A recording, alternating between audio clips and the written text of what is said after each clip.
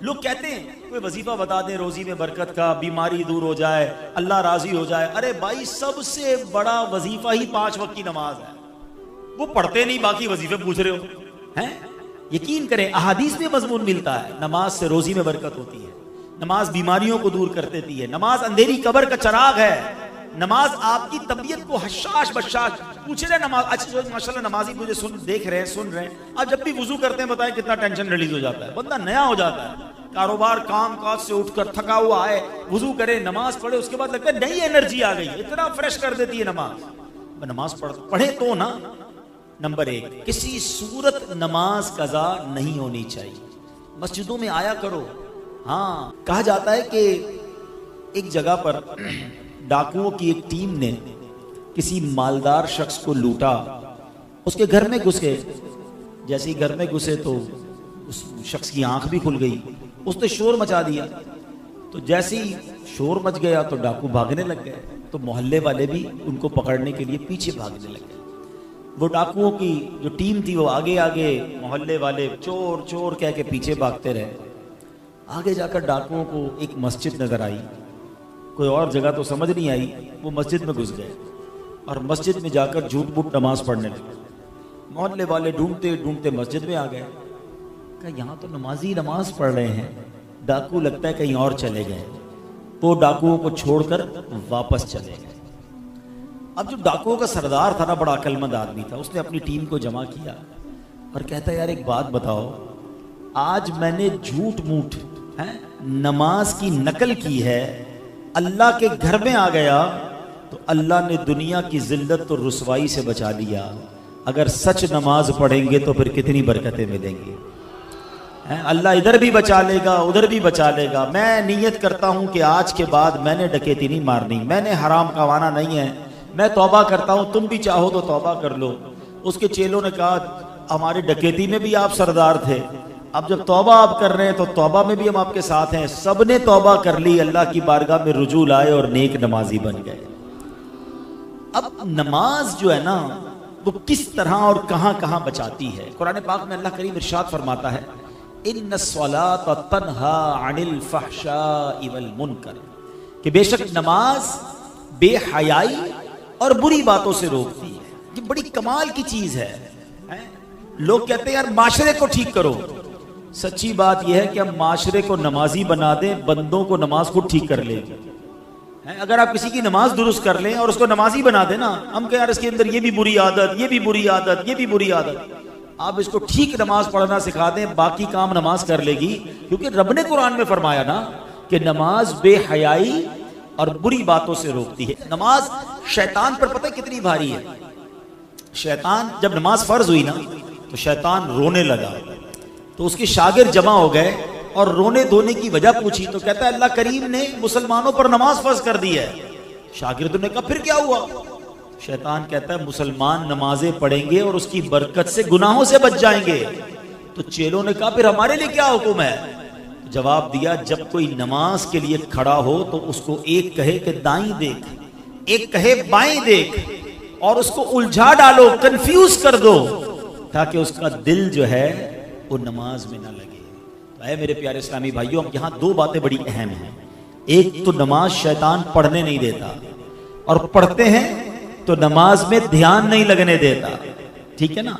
अब 2-3 चीजें जो मैं इंशाल्लाह इसको कवर करने की कोशिश करता हूं। सबसे पहले नमाज की अहमियत, हमारी लाइफ में नमाज की अहमियत कितनी है ये चेक करना। मतलब मुसलमान के जहन में वहम में होना ही नहीं चाहिए कि नमाज भी कज़ा हो सकती। कैसे हो सकता है? पॉसिबल ही नहीं है। लेकिन जनाब दुकान पे ग्राहक बहुत थे इसलिए जोहर चली गई, शाम जरा रश काफी था इसलिए असर चली गई, बस मगरिब मैंने इसलिए कज़ा कर दी कि इशा के साथ पढ़ लूंगा, फजर में यार आंख नहीं खुलती है। कमाल है, इतने अजीब अजीब एक्सक्यूज लोग दे रहे होते हैं कि समझ नहीं आता कि मतलब आपकी कभी ट्रेन छूटी इसलिए कि सुबह ट्रेन थी, आंख नहीं खुली, कभी फ्लाइट छूटी, कभी कोई आपका ग्राहक कहे या कोई अहम पार्टी कहे या आपका बॉस कहे कि सुबह 8 बजे फला जगह पहुंचना है, जरूरी है पहुंचना, आप 7:30 बजे पहुंच जाते हैं, अलार्म रखते हैं। बाकी तमाम चीजों की अहमियत है, हमारे नजदीक नमाज की अहमियत नहीं है। जिसके नजदीक नमाज की अहमियत है ना, पूछे नमाजियों से। कमाल बताऊं आपको, जो 5 वक्त का पक्का नमाजी है ना, वो बेचैन रहता है अगर उसकी कभी जमात चली जाए। उसको अंदर ही अंदर से अलार्म बजता है, यार मेरी ईशा बाकी है, मेरी मगरिब बाकी है। उसको चैन नहीं आएगा, उसकी बॉडी रिकॉल करती है, क्योंकि उसने अपने जहन में ये बिठा लिया है, ये सॉफ्टवेयर अपडेट हो चुका है कि कुछ भी हो जाए मेरी नमाज कजा नहीं हो सकती। मुबारक हो उन्हें कि जिनकी नमाज कजा नहीं होती। कैसे नमाज कजा हो जाए भाई? कभी हमारी नाश्ता कजा हुआ, कभी दोपहर का खाना कजा होता है कि नहीं यार आज फजर यार जल्दी में था, नाश्ता ही खाना भूल गया, अब दोपहर का खाना ही नहीं खाया। बॉडी रिकॉल करती है भाई, बॉडी बताती है कि यार दोपहर का खाना नहीं खाया, भूख लग रही है। अपनी जिंदगी में नमाज को ऐसा शामिल कर लो कि तुम्हें कोई याद न दिलाए, तुम्हारा दिल तुम्हारा दिमाग खुद अंदर से कहे कि नमाज का वक्त हो गया, चलो नमाज की तरफ। हाँ, और ऐसा हो जाता है माशाअल्लाह। आप देखें जो 5 वक्त के बरसों से नमाजी है ना, उनकी नमाज कजा नहीं होती, बिल्कुल टाइम पे वो नमाज पढ़ते हैं, क्योंकि उन्होंने अपनी जिंदगी का उसे एक हिस्सा बनाया। कुछ लोग हिस्सा नहीं बनाते, मूड आता है जैसे अभी बयान हुआ कल से नमाज पढ़ूंगा, 3 दिन बाद फिर नमाज खत्म। वो जोश आता है, जोश अपनी जगह पर। आपको रूटीन बनानी होगी, आपको पहले अपने आप को समझाना होगा। और नमाज कितना जरूरी है आपको पता है? अहादीस में फरमाएगा अस्सलातु इमादुद्दीन, नमाज दीन का सुतून है। अब इस मस्जिद में ये सुतून नजर आ रहे हैं आपको, पिलर। अल्लाह ना करे कोई पिलर काट दे, क्या होगा? इमारत गिर जाएगी ना। तो हमारे और आपके दीन का पिलर ही नमाज है। पिलर ही नहीं है तो इमारत कैसे खड़ी हुई? तो समझिए इस बात को। नमाजी के इनाम, अल्लाह अकबर। अच्छा, फिर कुछ लोग पता है क्या कहते हैं? यार मैं मस्जिद में नहीं जा सकता, बड़ा बिजी होता हूं। अरे मेरी और आपकी क्या औकात है, मस्जिद में नहीं आ सकते? अल्लाह जिसे बुलाता है वही अल्लाह के घर में आता है। मुझे एक बात बताओ ना, आपके घर में आपकी बगैर इजाजत कोई आ सकता है? घंटी बजाए मैं आपके घर में आना चाहता हूं, आप कहेंगे कौन है भाई, मैं तो नहीं जानता, मैंने बुलाया तो नहीं आपको। ऐसा ही है ना, मेरे और आपके घर में कोई बगैर इजाजत नहीं आ सकता, और अल्लाह के घर में ऐसे ही मुंह उठाकर आ जाएगा। जो नहीं आता ना वो अल्लाह से माफी मांगे। हमारे ऐसा होता है कि दुकानदार, दुकान का मालिक मस्जिद में नहीं आता, और उस दुकान पर काम करने वाला 5 टाइम मस्जिद में जाता है। अल्लाह से माफी मांगो कि अल्लाह मैंने ऐसा जुर्म क्या कर दिया, इसको 5 टाइम बुलाता है, मुझे 1 टाइम नहीं बुलाता, ये मेरा कसूर है। अल्लाह नाराज हो गया है, कहीं ऐसा तो नहीं कि रब नाराज हो गया? माफी मांगा करो और जाया करो मस्जिद में। खुश नसीब हैं जो रोज मस्जिद में आते हैं। और एक और मजे की बात बताऊं, मस्जिद किसका घर है जरा बताइएगा? आपके घर मेहमान आता है, आपकी क्या तमन्ना होती है? मेरा मेहमान खुश होकर जाए, हैं, राजी होकर जाए। तो करीम के घर में आओगे तो वो वैसे ही वापस लौटा देगा, वो तुम्हें खुश करके लौटाएगा, झोलियां भर के लौटाएगा। फिर एक और प्रॉब्लम, मस्जिद में जाते भी हैं तो मस्जिद का अदब ही नहीं है। जैसा मुंह आया है, जैसे कपड़े पसीने वाले मैल वाले वैसे ही लेकर चले गए मस्जिद में। ये ना करें। किसी सेठ के घर पे जाते हो ऐसे कपड़े पहनकर, किसी दावत में जाते हैं और तैयार होकर परफ्यूम लगाकर अच्छे कपड़े इस्त्री करके, अल्लाह के घर में जैसे ही मुंह उठाया गया, ना करो। मस्जिद का इकराम करो, मुंह भी साफ हो, लिबास भी साफ हो, एहतमाम करें। आप कहें क्या करें जनाब, जॉब करते हैं, कपड़े मैले हो जाते हैं, एक सूट रख लें अलग से, नमाज के वक्त पहने उसे। बुजुर्गों ने नमाज के लिए अलग लिबास रखे हुए थे, खुशबू लगाते थे। एहतमाम करोगे ना, जितना मस्जिद का अदब करोगे उतना नवाजे जाओगे। तीसरी बात, मस्जिद में आकर भागा ना करो, जल्दी ना मचाया करो। यह भी बड़ा प्रॉब्लम है। उलमा ने बड़ी प्यारी मिसाल दी है कि मोमिन की मिसाल मस्जिद में ऐसी होती है जैसे मछली पानी के अंदर होती है, कैसे पुरसुकून होती है पानी के अंदर। और मुनाफिक की मिसाल जैसे मछली पानी के बाहर होती है। अब अपने दिल से पूछ लो, हम जब मस्जिद में आते हैं हमारे दिल की कैफियत क्या होती है? यार जल्दी खत्म हो जाए बस, किसी तरह, लेट हो रहा है यार, अभी तक इमाम साहब कभी 2 मिनट नमाज लंबी कर दे तो लोग नमाज इमाम साहब को पकड़ लेते हैं, हजरत आपने आज 2 मिनट ज्यादा ले लिए, 1 मिनट दुआ लंबी करा दी। अल्लाह के बंदे, तुझे 2-3 मिनट अल्लाह के घर में बैठकर प्रॉब्लम हो रही है। अच्छा, यही एतराज करने वाला बाहर पान की दुकान पे आधा घंटा खड़ा रह जाएगा, उसको वहां प्रॉब्लम नहीं है। यहां प्रॉब्लम है कि 3 मिनट ज्यादा क्यों, इमाम साहब 1 मिनट लेट क्यों, और दुरूद पढ़ लेता है 1 मिनट। भाई अल्लाह के घर में बेसुकूनी कैसी? अपने दिल से पूछो कि मैं अल्लाह के घर में जाता हूं तो बेचैनी क्यों होती है? दिल का इलाज करो, सुकून से बैठा करो। दुनिया में कोई बड़ा सेठ साहब हमें बुलाए, बहुत बड़ा आदमी, और हमें कहे कि भाई 5 मिनट के लिए आपका टाइम है, हम चले जाएं, और 10 मिनट बिठा ले, हम बाहर आके कहते हैं यार मुझे तो 10 मिनट बिठाया है, मुझे 5 मिनट 15 मिनट एक्स्ट्रा टाइम मिल गया। तुम्हें दुनिया वाला 10 मिनट ज्यादा बिठाए, तुम खुश होते हो। अल्लाह के घर में 5 मिनट ज्यादा बैठने के लिए तैयार नहीं होते हो। ये ना किया करो, बैठा करो। मैं आपको और मशवरा देता हूं, हम सारे ही परेशान हैं, जितने बैठे हैं सबके साथ कोई ना कोई कहानी है। कोई बीमार होगा, कोई कर्जे में होगा, किसी के रोजगार के मसले, कोई औलाद की प्रॉब्लम में, सारी दुनिया में प्रॉब्लम्स ही है ना। मस्जिद में आया करो, नमाज खत्म भी हो जाए करे ना, दुआ भी हो जाए, फिर भी बैठा करो, 2-4 मिनट अकेले में बैठ जाए बस, फिर अल्लाह से बातें किया करो। हाँ, मजे की बात बताऊं, दुनिया कायनात में बड़े लोगों से बात आसान नहीं है। किसी से फोन करो तो नंबर ही नहीं मिलता बड़े आदमी का, उठाता ही नहीं कोई फोन हमारा है। बीच में सेक्रेटरी होता है, साहब बिजी हैं, अच्छा बात करनी है 3 दिन बाद, इतने बजे कॉल करना, 5 मिनट की कॉल। बड़े आदमी से बात करना इतना मुश्किल। आओ मैं बताता हूं, जिसने कायनात बनाई है ना, उससे बात करने का कोई प्रॉब्लम नहीं है। जितनी बात करनी है बात करो। हाँ, अल्लाह दिल की बात भी सुनता है। तुम्हारी जबान में बात करो ना, कोई ट्रांसलेटर जरूरी नहीं है। बात पता है कैसे होगी? टेलीफोन डायल कैसे होता है? मौला अली फरमाते हैं कि जब मेरा जी चाहता है रब मुझसे बात करे, मैं कुरान पढ़ने लग जाता हूं, और जब जी चाहता है मैं रब से बात करूं तो मैं दुआ करने लग जाता हूं। ये जो दुआ है ना, हाथ उठाना, ये डायरेक्ट डायलिंग है। बस अब आप बोलते जाएं, आपने हाथ उठाए, बल्कि हाथ भी उठाना दुआ के लिए जरूरी नहीं, अदब है, ना भी उठाएं, आप सर झुका के बैठे, अल्लाह से बातें करो ना, वो दिल के हाल भी जानता है। कहो ना उससे मैं बीमार हूं, कहो ना उससे मैं परेशान हूं, कहो ना मालिक में फंस गया हूं। अल्लाह से बात नहीं करते, रब के सामने नहीं जाते, सबके सामने जाते हो, सारे मोहल्ले को बताते हो ये प्रॉब्लम, ये परेशानी, कारोबार डाउन, मार्केट अप डाउन। वो क्या कर लेगा भाई? मैं तो जिसकी बारगाह में सर झुकाने का कह रहा हूं, वो हल्लल मुश्किलात है, वो मुसब्बिबल असबाब है, वो मुश्किलों को दूर करने वाला है। हमारे पास ही वक्त नहीं है उससे बात करने के लिए। नमाज पढ़ा करो, मस्जिदों में आया करो, वक्त बिताया करो, अल्लाह से बातें किया करो, फिर देखो वो करीम कैसे तुम्हारी मुश्किल दूर करता है। मुझे एक बात बताए ना, जब भी मैं और आप अपनी माँ के पास गए किसी तकलीफ की वजह से, माँ ने क्या किया था? सीने लगाया था ना, दुआएं दी थी ना, झटका तो नहीं था। तो माँ जब इतना प्यार करती है, हम तकलीफ में जाएं तो वो तो कई माओं से ज्यादा प्यार करने वाला है ना। उसको पुकारो तो सही, उससे मांगो तो सही, हाथ तो उठाओ, दुआ तो करो, सर तो झुकाओ। नमाजें कज़ा करने वाला, मस्जिद से दूर भागने वाला कैसे उम्मीद करता है कि अल्लाह मेरी दुआ कबूल फरमाएगा और मुझ पर मुश्किलें आसान फरमाएगा? हम खुद ही रब से भागे हुए। तो नमाज से दोस्ती, मस्जिद से दोस्ती थाम लो, किसी सूरत नमाज कज़ा ना हो। अच्छा, मैंने एक तरफ तो नमाज के फजाइल बयान किए। नमाज पता है कैसे कैसे फजाइल है? नमाज के बारे में मेरे आका ने फरमाया, जुइलत कुर्रतु ऐनी फिस्सलाह, नमाज में मेरी आंखों की ठंडक है।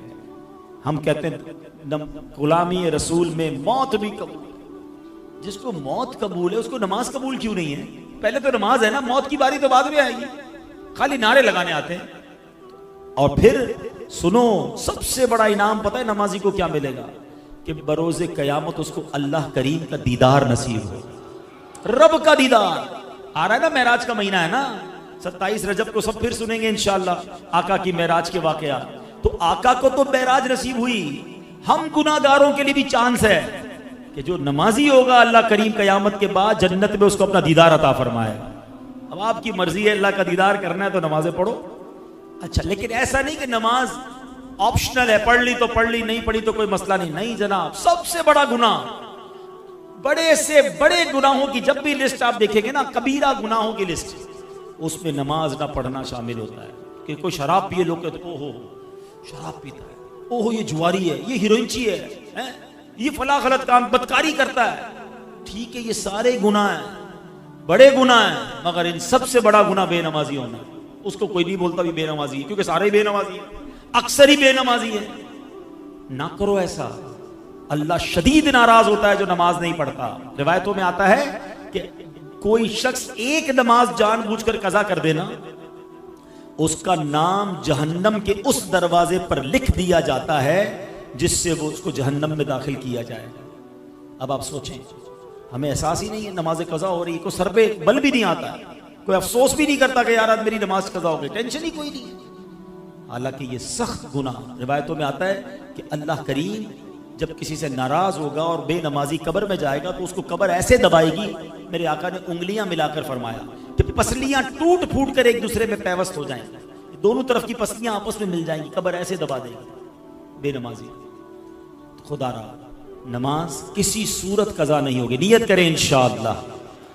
अब एक और मसला, नमाज पढ़नी है, मस्जिद में आना है। लेकिन एक और मसला है, कुछ लोग बैठे होंगे जो माशाल्लाह 5 वक्त के नमाजी होंगे, और मैंने तो कुरान की आयत सुनाई है, इन्नस्सलात तन्हा अनिल फहशाई वल मुनकर, बेशक नमाज बेहयाई और बुरी बातों से रोकती है। वाकया भी बता दिया। एक और वाकये से इस बात को समझिएगा, किताबों में लिखा ये भी वाकया कि नुज़तुल मजालिस में किताब, बड़ा अजीब व गरीब वाकया है कि एक शख्स जो है वो एक औरत पर आशिक हो गया। वो औरत शादीशुदा भी थी। उसने उस औरत को एक चिट्ठी लिखी और पैगाम दिया कि मेरा दिल तुम पर आ गया है। बुरा इरादा था उसका। अब चूंकि औरत बड़ी समझदार थी और उसका जो शौहर था ना, वो मस्जिद का इमाम था, परहेजगार भी था, समझदार भी था। उसने अपने शौहर को पर्ची दी कि देखें इस तरह मुझे एक शख्स ने पर्ची दी है। तो शौहर ने क्या कहा कि ऐसा करो कि इस शख्स को तुम एक चिट्ठी लिख के दो कि ठीक है, तुम एक काम करो कि पहले फला मस्जिद में इमाम के पीछे, फला इमाम के पीछे 40 नमाजें बाद जमात बिला नागा पढ़ो, अगली बात उसके बाद करेंगे। अब उसके दिमाग में इश्क का भूत सवार था। उसने कहा चलो ठीक है, लगता है कोई काम बन जाएगा। वो 40 नमाजों तक, 40 दिन तक, बल्कि 40 दिन तक 5 नमाजें वो बिला नागा उस मस्जिद में जाता और इमाम साहब के पीछे अदा करता। पढ़ता रहा, पढ़ता रहा, पढ़ता रहा, दिल पर असर होता रहा। सुभान रब्बियल आला, सुभान रब्बियल अज़ीम, अल्लाहु अकबर, हैं अल्लाह की बारगाह में दुआएं करता रहा, नमाजें पढ़ता रहा। अब दिल पर असर होना शुरू हो गया। अभी 40 दिन गुजरते हैं तो वो नौजवान जो है अब एक और पर्ची लिखता है और कहता है कि मैं आपसे माफ़ी का तलबगार हूँ।